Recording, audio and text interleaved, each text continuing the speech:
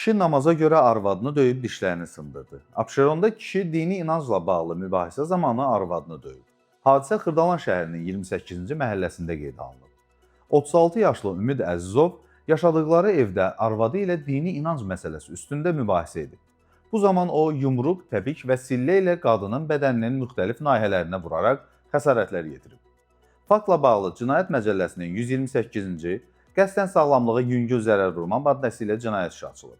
Təqsirləndirilən şəxs ifadəsində bildirib ki, 3 övladı var və arvadı ilə aralarında dəfələrlə mübahisələr olub. Səhər saat 4-də evə gəlib gördüm ki, uşaqlar yatıb, amma arvadım yoxdur.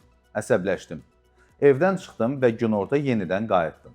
Evdə arvadımla mübahisəmiz düşdü. O, dini ad altında dələduzlara qoşulub və onu yolundan geri döndərməyə çalışırdım. Mübahisə zamanı o üstümə qışqırdı. Mən də əsəbləşib sifətinə təpiklə zərbə vurdum. Nəticədə dişləri sındı.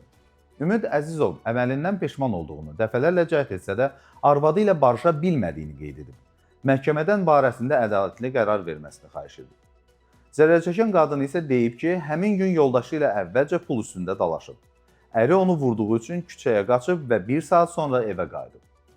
Günorta yenə aramızda pul və dini görüşlərim üstündə mübahisə düşdü. Ərim deyirdi ki, namaz qılma. Mən qılacam deyəndə o üstümə gəlib sən kimsən deyə qışqırdı və məni vurmağa başladı. Zərbələrdən aşağı əyiləndə təpiklə ağzıma vurdu, dişlərim sındı. Hadisə barədə baldızıma məlumat verdim. O da Daxili İşlər Nazirliyinin 102 qaynar xəttinə zəng edərək müraciət etdi.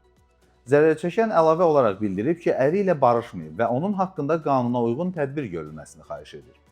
Abşeron rayon məhkəməsinin qərarı ilə Ümid Əzizov barəsində 6 ay müddətinə azadlığın məhdudlaşdırılması cəzası verilib.